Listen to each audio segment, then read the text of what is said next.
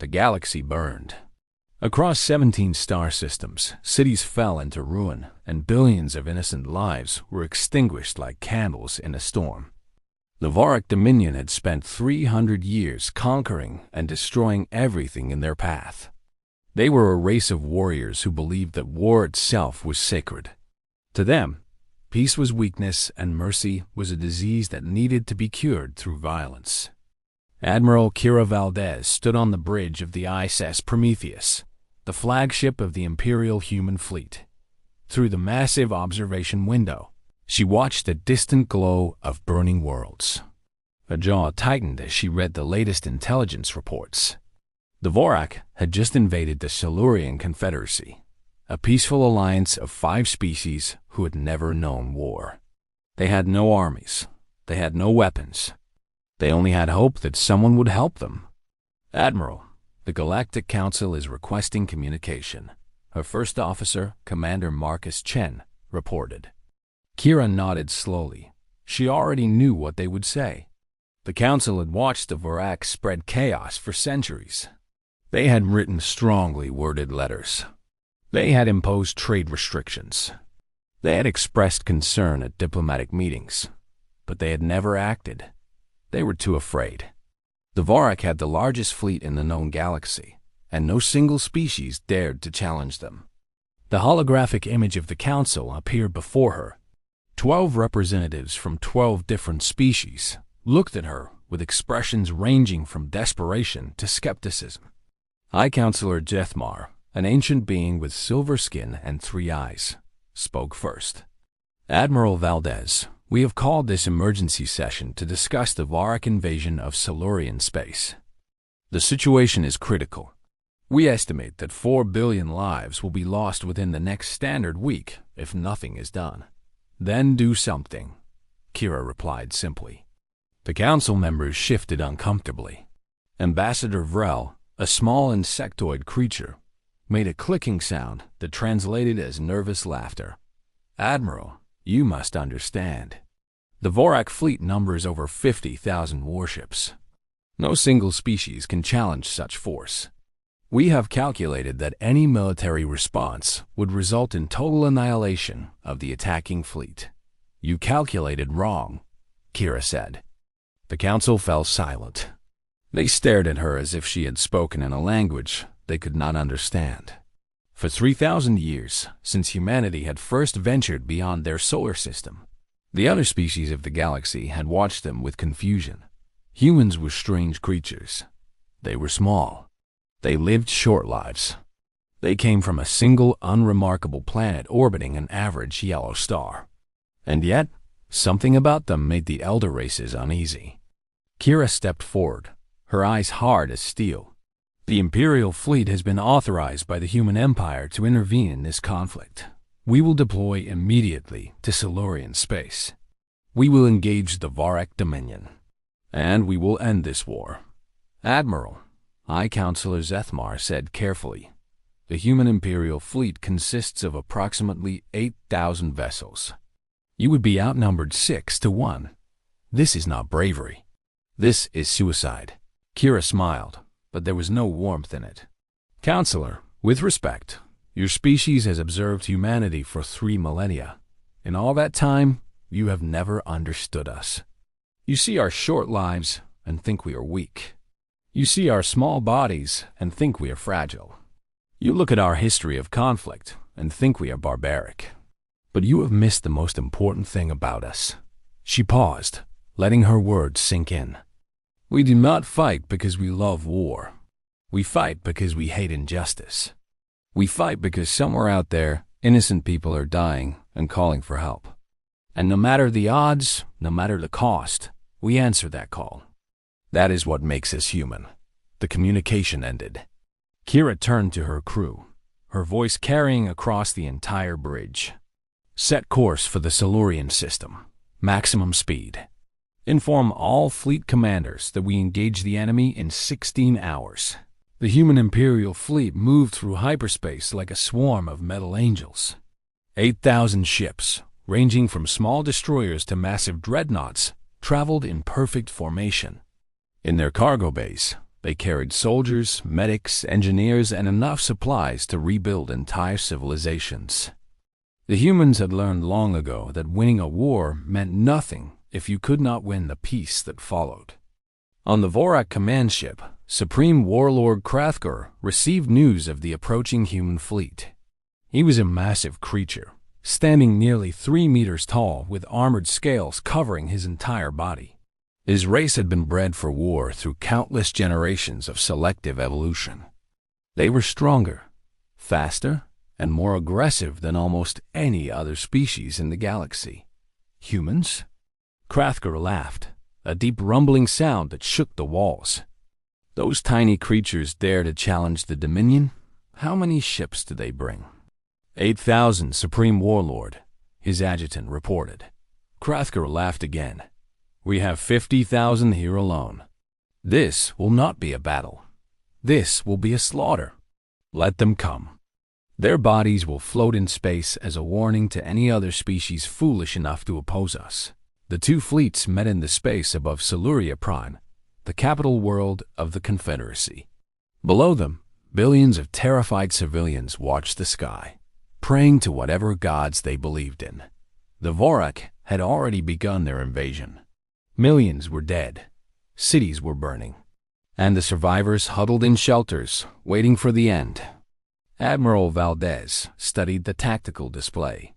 The Vorak fleet was arranged in a classic aggressive formation, their largest ships at the front, designed to smash through any opposition through sheer overwhelming force. It was a strategy that had worked for them for 3 centuries. They had never needed to be clever. They had never needed to adapt. They simply threw their massive numbers at the enemy until nothing remained. "They're hailing us, Admiral," Commander Chen said. Kira nodded. "Put them through." The image of Hrathgar appeared before her.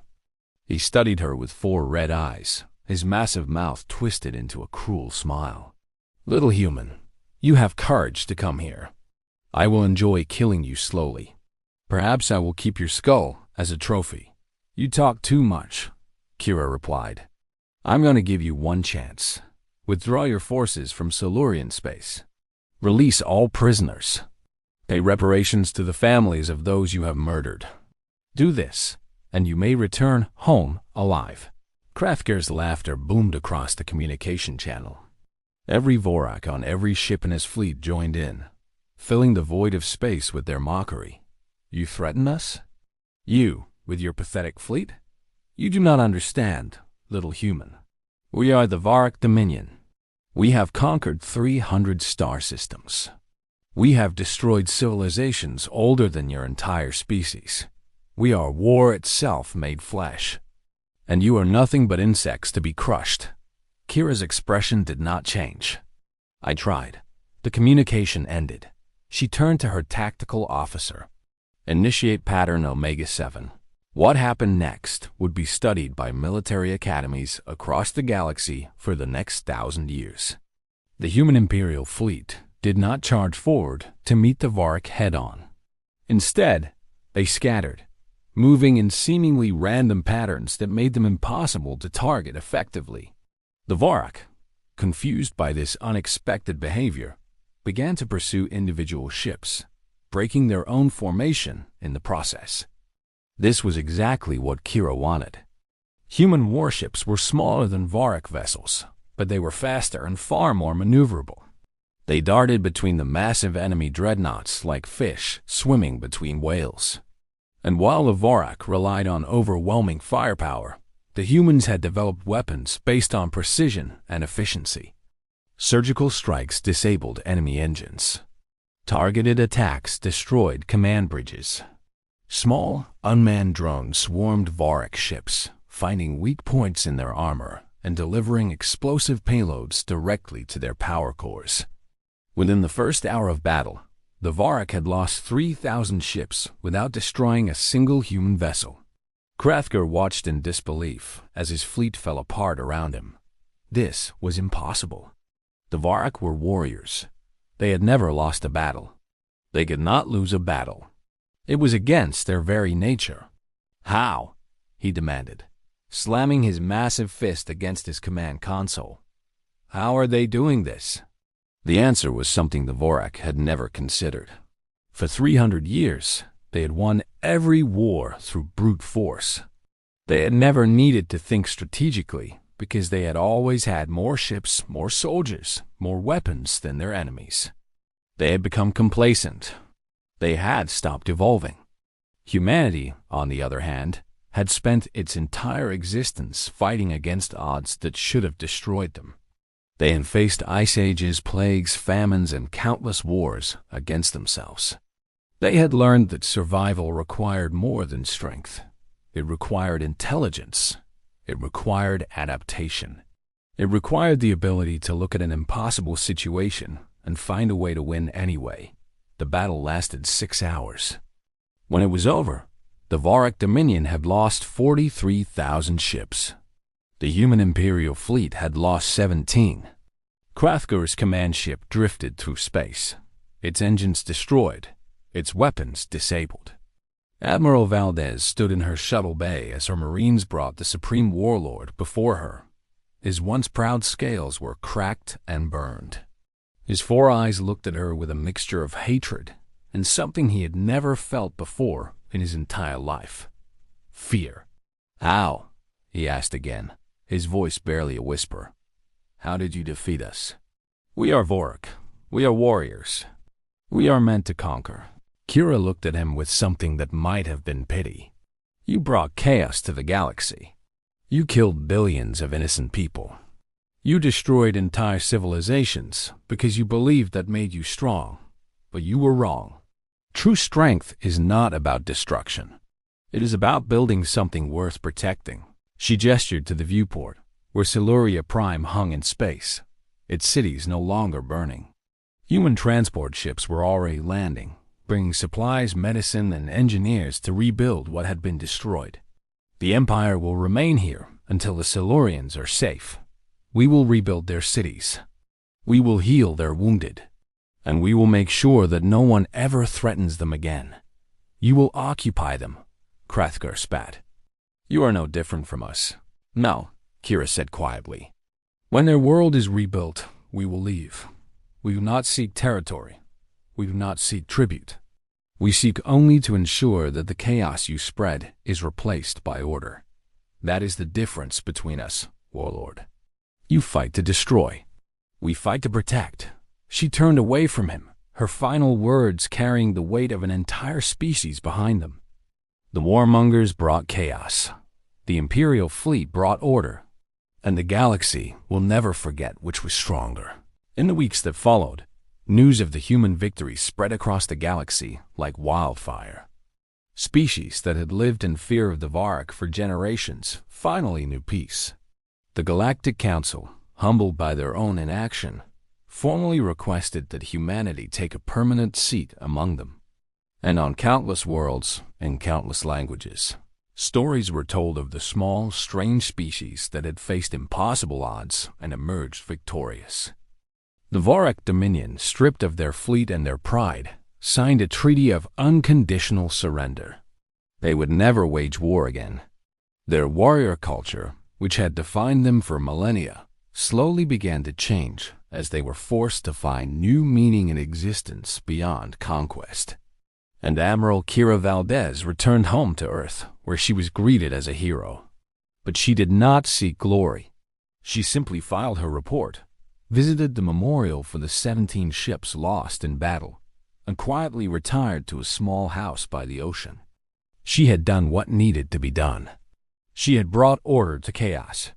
And somewhere out there, in the vast darkness of space, billions of innocent lives would live on because humanity had answered their call for help. That was enough for her. That was always enough.